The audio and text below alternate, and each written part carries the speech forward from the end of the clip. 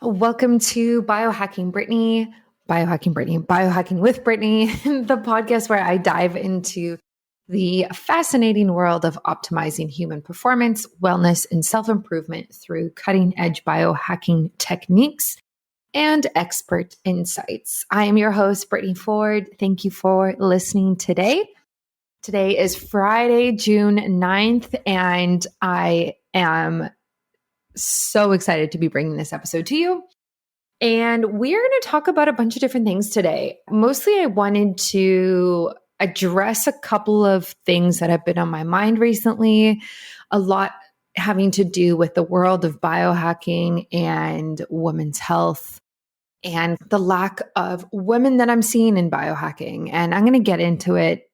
And we're also going to actually talk about the lack of science on women's health in general, the lack of research and the lack of studies, and why that is happening and how that could possibly be related to the lack of women in biohacking and the lack of female companies in general in biohacking. But before we get into all of that, I want to say a couple things. One, I will be in Orlando, Florida in a few weeks from now, 2 weeks from now, maybe. Yeah.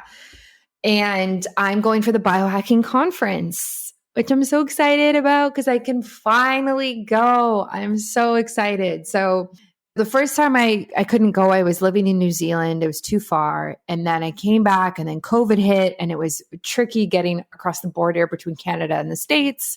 And now I can finally go and I'm ready for it. So I will be in Orlando from Wednesday until Saturday. I think it's like the 22nd to the 25th or something like that, 26th maybe. And I am around. So if you're going and you want to meet up, message me on Instagram at Biohacking Brittany.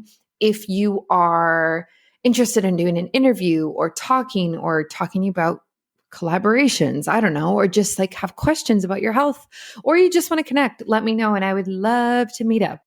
And I should also say that I am going to Biohacking Congress, the other conference in October, and that is in Miami in Florida as well. So I will be in Miami. If you're going to that, let me know. I actually have a discount code for tickets for that one. So if you're looking to go to a biohacking conference and you're not going to this one in June and you want to go to the one in Miami in October, let me know and I will send you my discount code and my link and everything like that, because I'm a partner with them, which I'm really excited about. So that is what is happening. A quick shout out to the sponsors of this week before we get into this episode. And first and foremost, LifeStacks. I actually just made something really cool yesterday with their product. So they have a powder that's made out of MCT, adaptogens, and nootropics. And I love the vanilla one. They also have chocolate and hazelnut. But yesterday I made this like afternoon pick-me-up drink and it was so good. So it was decaf coffee, this powder from LifeStacks, their MCT vanilla powder. And then I added goat butter and then hot water. And I think that was it. Yeah. So I kind of made like a decaf coffee, keto coffee type of feel. And it was so good. And it had no sugar in it. It had no caffeine in it. Well, just a little bit, but it was phenomenal. It was so, so good. And I slept like a baby last night. If you're interested in anything like that, if you want to support your brain and how you're working during the day, it's such a good pick me up like that because you have the adaptogens in it that really help balance your hormones, help support healthy cortisol at that time of day. And you have the nootropics. And the different nootropics in there are focused on memory and recall and being able to focus and have clarity while you're working. So it's so, so good like that. And then obviously we have the MCT, which is medium chain triglycerides. And this helps the brain function properly because the brain's actually 60% fat. So when we give it the good fat and healthy fat, it functions better. So yeah, it was keto. It was fantastic. I would suggest trying that. And especially if you're weaning off of caffeine or you're trying to cut down sugar and carbs, this is a great, great, great, great product. There's not a lot of MCTs that I like, to be honest. There really isn't. So This one I do like. That's Life Stacks. I will link it in the show notes and it's on my website. You can also just message me on Instagram anytime you hear me talk about any type of brand, and I will send you the link. And then also Bioptimizers, my favorite. They are the best. I love their digestive enzymes. I actually also take their nighttime sleep supplement. So this is it's a powder. You have it about an hour before you go to bed and it tastes really good, but it has a lot of like melatonin precursors in it, which is nice. So it's not like you're taking this heavy dose of melatonin and then you kind of feel groggy in the morning, or maybe it impacts your hormones a little bit. This just gives you kind of the ingredients to make the melatonin. So it's more of an indirect way. It has lots of magnesium in it and it's very, very calming. So I love taking this. And especially on days when, I've been working for so long and I have so many different projects. And then I go to bed and I'm like, oh my gosh, I just need something to knock me out and let me sleep, a full 8 hours without waking up. This is the go-to. So Bioptimizers, check it out. Discount code Biohacking Brittany in all capitals always, and linked everywhere. Website, shop, Instagram. You know it. You know it. Okay. Thank you to everybody who listened to the episode that came out this week on Tuesday. I answered a bunch of your questions. And if you haven't listened to that episode, go and download it right now on your phone or wherever you're listening, because I talk about a lot. So I talk about like Ozempic versus berberine. I also talk about functional foods and making chocolate for women and what that could look like as a company, as a brand. I also talk about alcohol and how I drink and sometimes I don't drink, and again, what that looks like. So I really encourage you to listen to that episode. Listen to the end because I talk about a really cool idea at the end and I would love your feedback. Download that, stream it, whatever, do it right now. Okay, let's dive into this episode. So I want to preface this before I get into the nitty-gritty. This came to me because the schedule of the talks and I guess, what do they even call it at the biohacking conference? Sessions. Here we go. I pulled it up. Sessions came out and I registered for all of the different sessions that I'm doing at this biohacking conference in 2 weeks. And so you get to pick, right? Like it's typical conference structure. So like 1 p.m., there's like 5 different speakers happening and you get to sign up for whichever one you want to go to type of idea. And then there's like a morning session, afternoon session, very, very typical. So super excited about this. And I'm going through them and I'm picking my sessions and I'm a little low-key disappointed. Now, listen, I'm so excited about this conference. Like everything else about this is fantastic. I'm excited to meet people in person, hang out with Dave, do all these things.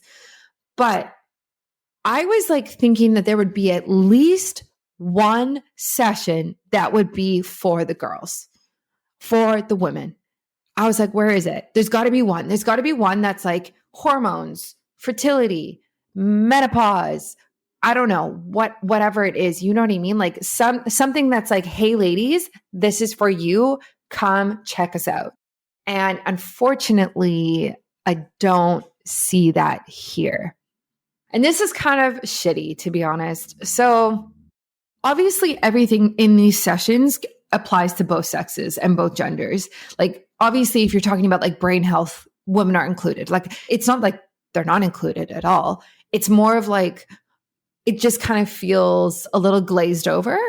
And it would, I don't know. I just thought that there would be at least one session that would be like, hey, this is for women. Like, let's talk about biohacking for the girls and like what makes us different and how we can optimize our hormones or optimize, I don't even know, whatever we feel like is like specific for us. Like, for example, let me just like read some of these, let me just read some of these. I don't know if I'm allowed to actually read them word for word, but like I'll read the topics. So like one is like biohacking baldness.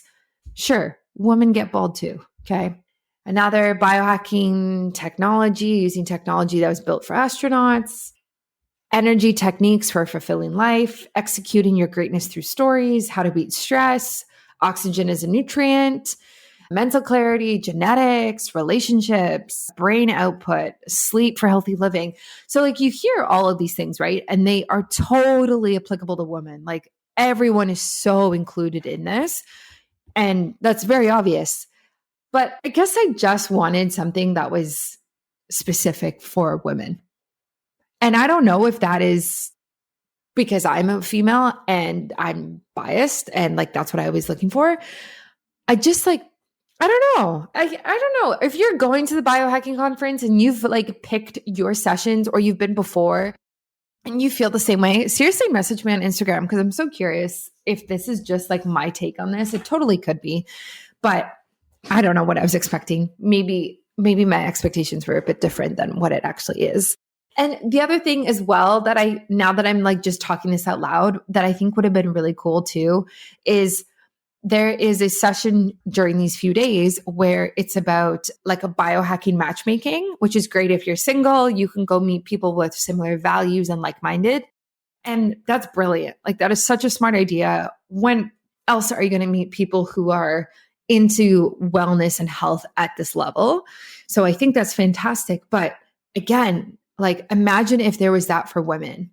Like imagine if it was like on Thursday morning from 9 to 9:45, we're going to have a women's biohacker meetup and we're going to have some coffee and we're going to meditate for the first 10 minutes. And then we're just going to hang out and introduce each other and just chat and like have a safe space for women to go to and just like meet and hang out. I don't know.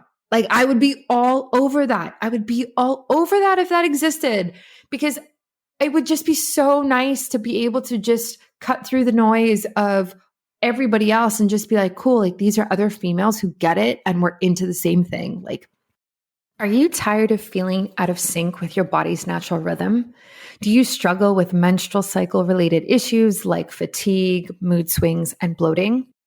If you're looking to optimize your health and well-being, look no further than the Ebb and Flow Cycle Guide. This comprehensive guide is designed to help you better understand and work with your menstrual cycle so you can improve your energy levels, reduce PMS symptoms, and gain a deeper understanding of your body. With in-depth information on each phase of the menstrual cycle, you'll learn how to adjust your diet, exercise routine, and self-care practices to better align with your body's needs. One of the biggest benefits of the Ebb and Flow Cycle Guide is its user-friendly format. The guide is easy to follow and provides clear instructions on how to optimize your health throughout each phase of your cycle. Plus, it's packed with valuable information and insights that you won't find anywhere else. So whether you're a seasoned biohacker or you're just starting out, the Ebb and Flow Cycle Guide is the perfect tool to help you optimize your health and live in harmony with your body's natural rhythm. And with my expertise and guidance, you can trust that you're getting the best information and advice available. So why wait? Head over to biohackingbrittany.com to get your copy of the Ebb and Flow Cycle Guide and start living your best life today. Anyway, so this all in all, I will definitely do a full review of the biohacking conference when I get back and just be super open and honest about my experience, but I'm very excited and it's going to be great. So this kind of sparked the idea for this episode today when I was thinking about the lack of women that I kind of see in our space. I've talked about this before. I actually think I had my friend Katie Type A on the podcast, and I think my episode was called like, Where Are All the Female Biohackers or something, which got a ton of downloads. And what's interesting about that is I'm actually going to the conference with her. We're sharing a hotel room. So we'll definitely create some content together. If you don't follow her, check her out. She's on YouTube. That's her main platform. She has like over 30,000 followers already. And she creates very, very good videos. Anyway, so I have kind of covered this topic before, but now I kind of wanted to also talk about the lack of research on women's health. And then we're also going to talk about biohacking. So we're kind of just like addressing this gender gap. Now, a disclaimer to this is don't come at me with this male versus female sex gender thing. I don't care at all. I don't care at all. This is about women, and you can define that as you see fit, whatever you want to do. But I am talking about women who are I don't even know, born female and are still female, I guess. Like the language around these things are so complicated these days and it's so blurry, but that is not what this is about. And this is very much based on like biology of women because we're talking about the health of women. So that's important to say as well. So let's start addressing the gender gap. Research on women's health and biohacking interventions tailored for women have been historically limited, leading to a significant knowledge gap in understanding women's unique health needs and conditions.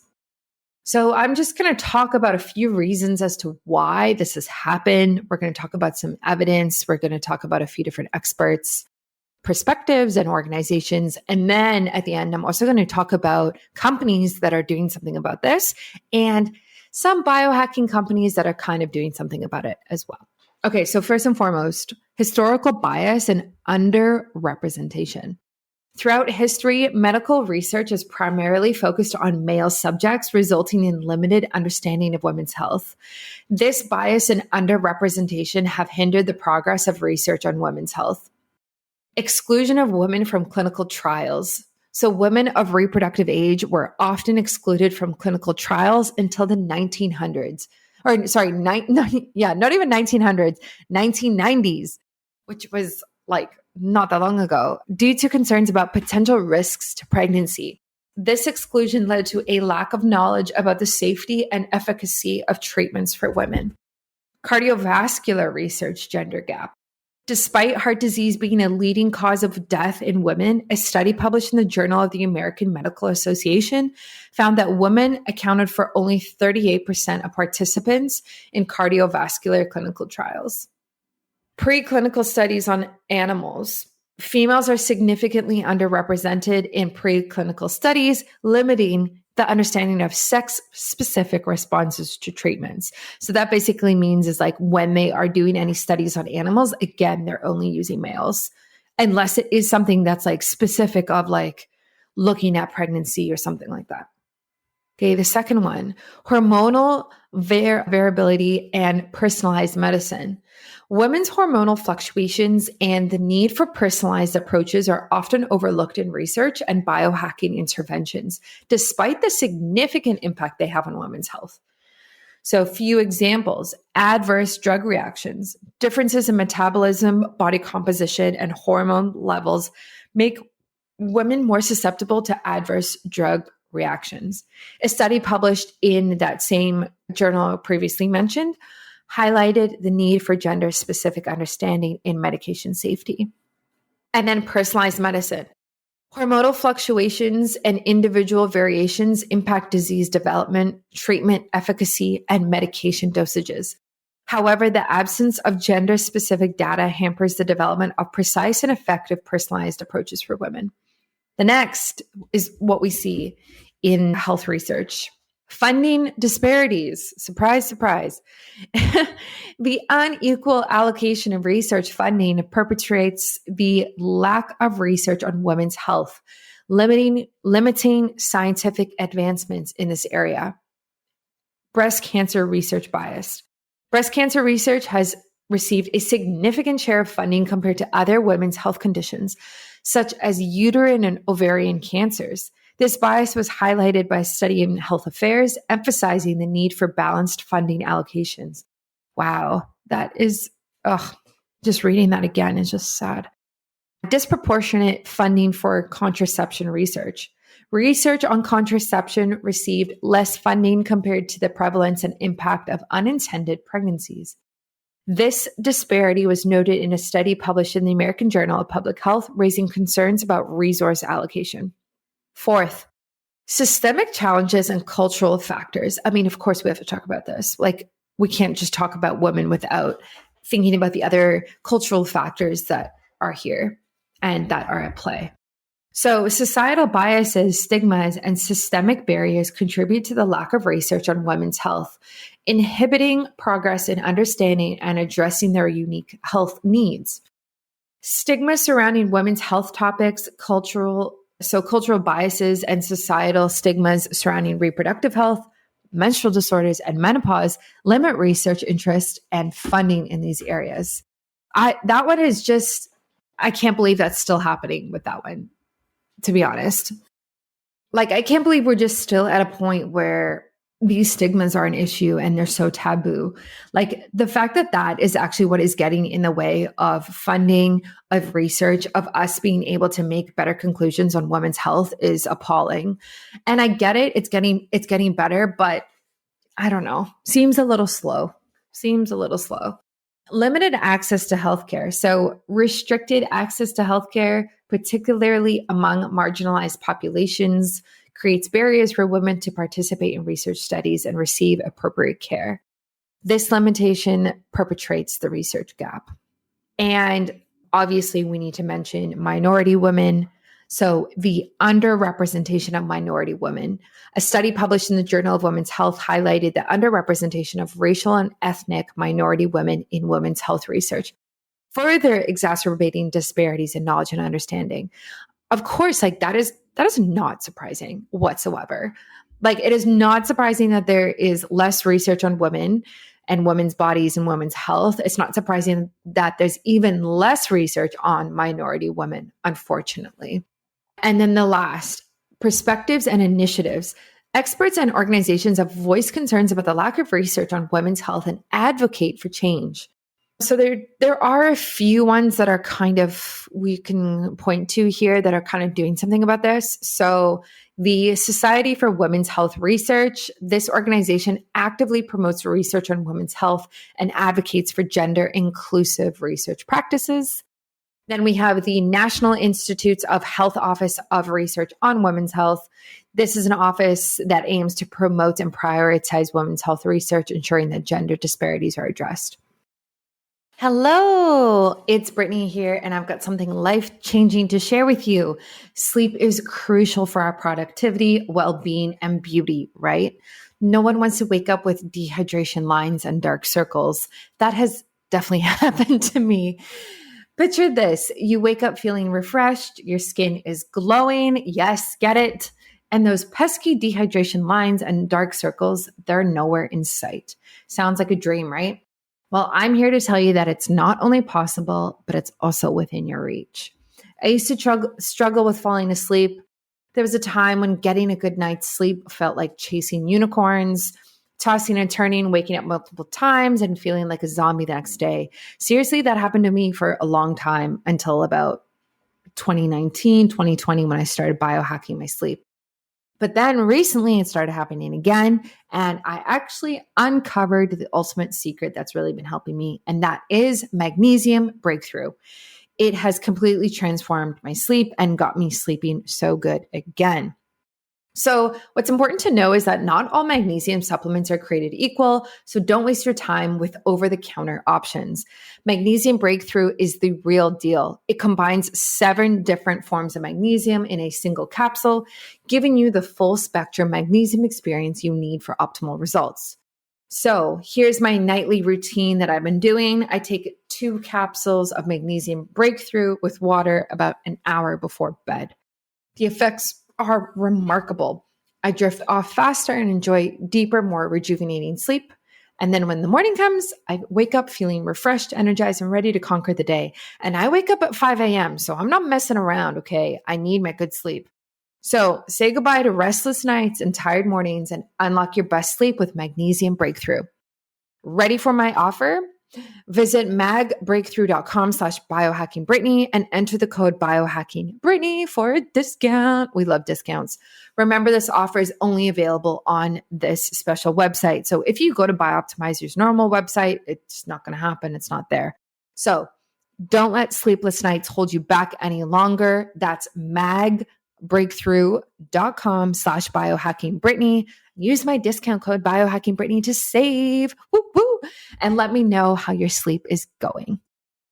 So let's just do a little recap here of everything that I just said. So we have historical biases because women weren't included until the 1990s.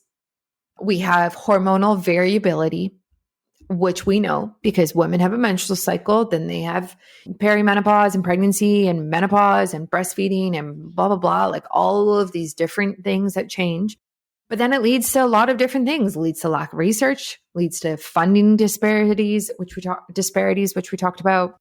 And then, of course, we do have to talk about like the socioeconomic part of this, where there are minor women of minority who are also not represented. So overall, like this is just, glazing the surface of this information and research. I feel like it is getting better. And I was actually on a call last week with somebody who did a master's. What did he do his master's? It was in the States somewhere, I forgot. And he was saying, because I said to him, so let me back up. He's developing a company that specializes in this supplement, which I can't talk about yet, that basically improves longevity in a bunch of different ways. And he basically, there's not, I'm really not saying a lot, am I? The supplement has like 4 different things in it that targets 4 different things so that you actually don't have to fast. You can get the benefits without it. Essentially, it's kind of what it is. So we're talking about this and we have this long call and whatever. And he's great, really smart guy. And then I said, like, you should create a version for women. And we started talking about it. And he's like, and he told me that he just finished his master's, that they were so clear throughout his entire master's program that women need to be included. Like he said, it was so strongly said to us, and we were so educated on the lack of females in research. And that was really nice to hear. So I'm glad on an education standpoint that people are talking about this a lot and that they're trying to do something about it, that it's not just this thing that we know about, but it's kind of slow moving and not enough people care. Like it's good to hear that. But again, I had to tell him, I said, look, like your product sounds great and I can't wait to try it, but have you thought about making one for women? Like what makes you think that I need the same dosage as you do? I probably don't. I probably need something different. Fasting is different on women. So why would your product not be different for women if you're trying to mimic the same thing?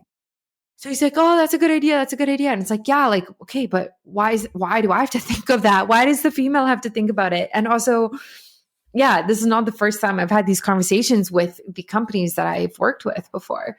And even nootropics. I think there is one nootropic company that is specialized on women's health. One that I've seen. And I don't even know if they're still in business. I saw them last year somewhere. I don't follow them on Instagram. I don't even remember what they're called. I have to look it up. But it was one company. And it's like, again, like what? I just feel like, especially in this biohacking space, the companies and products that come out are for everybody and they're inclusive. And I understand that. And it's not like I can't take nootropics, right? Like I do take nootropics. Like I use Life Stacks. I was just saying that earlier. But it's like, I really just would like some more representation or products or things that are actually made for women. Actually, not for men and like women are included, but like for women. So that would be so nice. So I'm going to talk about a few that I found that are kind of doing something about this in their own way. Like I said, there are some organizations and charities and different groups that are doing something about it. But then we also have some companies that sell products that are helping to bridge this research gap by doing their own clinical trials and also helping women understand health more and their health more specifically. So that's good to see. Okay, so a good one that I want to talk about that I use personally is Natural Cycles. I think this is a fantastic menstrual tracking app. They also have a pregnancy mode, like fertility mode and pregnancy mode. And it's great because they collaborate with different research institutions and they've conducted studies and they're FDA approved. And it's nice to see something like this happening for reproductive health in the like femme tech space. Another one that's worth mentioning is the company called Elvie, which I just found.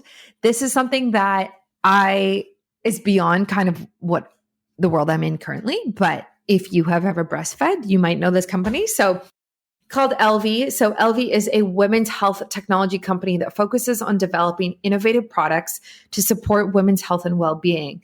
Their range of products include pelvic floor trainers, breast pumps, and more designed to address specific women's health concerns. I love this. So I went on their website and they have again, I don't know a lot about breast pumps at this point, but they have hands-free breast pumps, which look really cool. They have really innovative inserts. Like if you're leaking, their pelvic floor trainer looks great. I would totally use that just to work on that muscle more.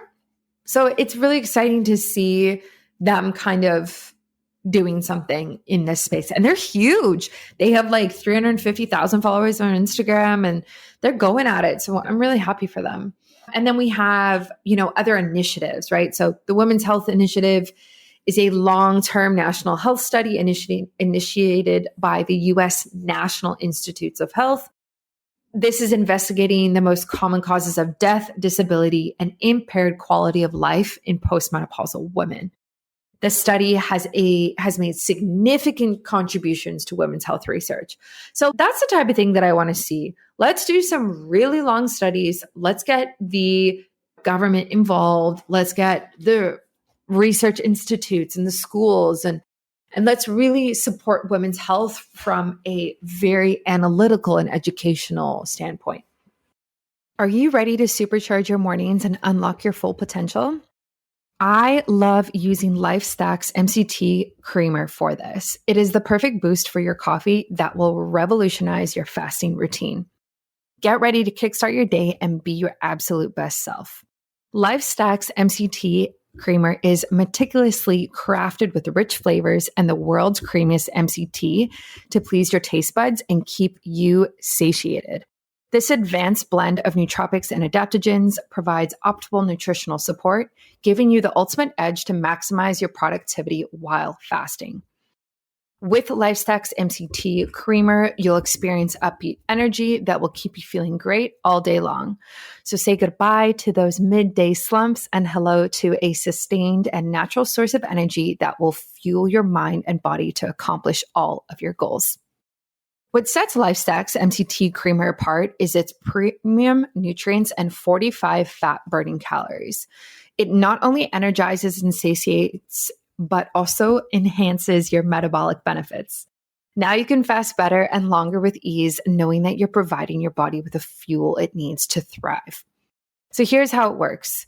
Step 1, you simply add LifeStack's MCT creamer to your coffee. Step 2, get all of your stuff done, experience enhanced focus, mental clarity, and increased productivity. And step 3, fast with ease, knowing that LifeStack's MCT creamer is supporting your fast every step of the way. You can also use this when you're not fasting, like myself. I add it to my coffee with my goat butter every single morning as a keto coffee that I do. And it tastes phenomenal. My favorite flavor is the vanilla, but it also comes in chocolate and hazelnut as well. The MCT oil, the MCT powder is actually powered by Go MCT, which is the world's most premium medium chain triglyceride powder. So it's made with pure C8 and C10 MCTs for maximal ketone production, which is why I love it. I love using the best of the best, and this is why I'm recommending it to you. So don't miss out on trying this. I really recommend it. It will be linked in the show notes of this podcast episode. It's also on my website, on my shop, and you can check it out right away. That's LifeStack's MCT powder, and they are on Amazon as well, which I love because it makes it so easy for all of us to get it. So check it out today. Ignite your mornings, fuel your fasting, and unleash your full potential. And I do want to shed light finally on biohacking brands that are doing something about this. Honestly, there's not a lot. The list is minimal.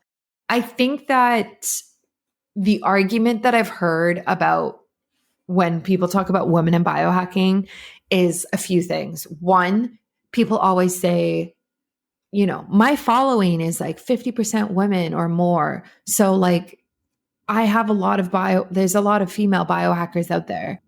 And the funny thing about that is that there are more women on Instagram than there are men by actually quite a significant amount. So like that, I don't even know if you can even really count that as meaning much at all. And then people also say like women are the original biohackers is kind of like this quote that I've heard. And I agree with that to some point. I think that women have had to have a very good understanding of how their body works and be very intuitive because it changes so much and so often. So I do think that that element is kind of true, and I can see that kind of playing out. However, I don't see a lot of female founded biohacking companies. I just don't.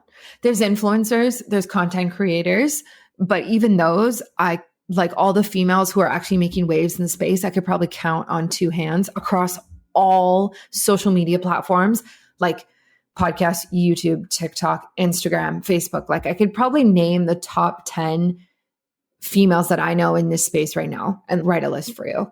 And I know all of them. Right. And so it's great to see females again in the space. And again, like women use social media a lot, especially things like Instagram.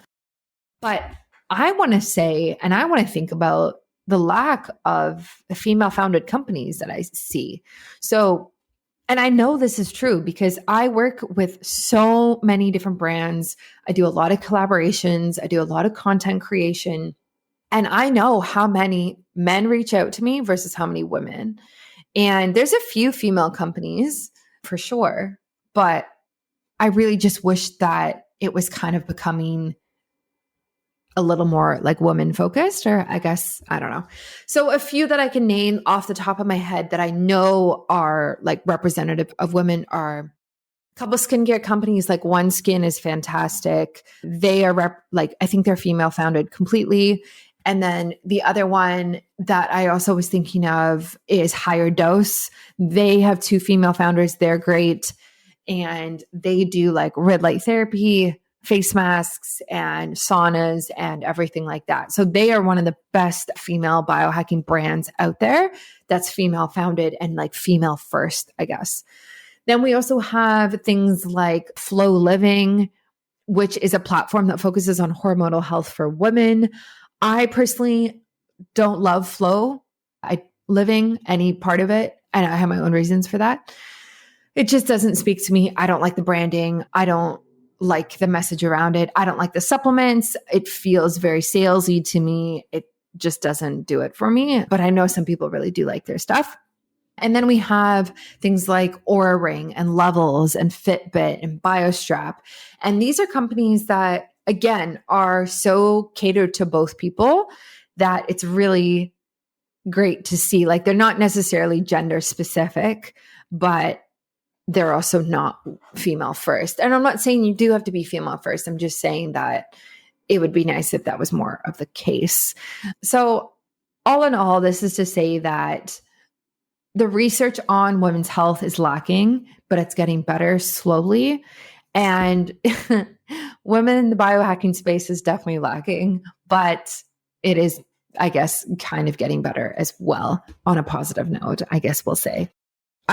I don't know. I would like to just see more, and I think when it comes, like if we're talking specifically biohacking, we're not talking wellness and health in general. If we're talking specifically biohacking, you would think that at a biohacking conference, again, there would be a session for women somehow, or there would be a female meetup group. And at the one in October at Biohacking Congress, I don't know if they're doing this, but if they're listening, I would love that. And I think that's a great idea. Same with the Health Optimization Summit in Europe, in London. Like, again, is there a space for women?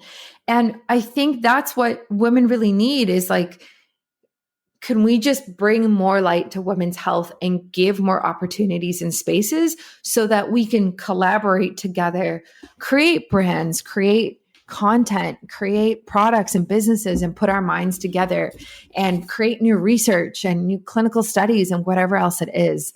If you are listening to this and you own a company, you run a company, you work for a company that's in this space, which is very likely, I highly recommend you look into the idea of creating a female specific version of your product, because I would love this. And I know there's so many of my listeners and so many of my followers who would love this as well. Like a female specific nootropic, a female specific adaptogenic coffee blend. I don't even know. I could say so many things. Even like these DNA tests that I do, or the Viome test, like the gut health test. Like, can we talk about how it might be different for women versus men, and talk about how gut health changes during your menstrual cycle? Like, what does that look like? When is the best time to test your gut during your menstrual cycle? How does it change during pregnancy? All of these different things. It's like, there's so many questions. And I also should do an honorable mention, actually. Oh, shoot. I'm forgetting the name of the company. I guess you could just research it. There is a company out there. I don't have their product and I haven't spoken to them, but there is a company out there that tests your vaginal microbiome.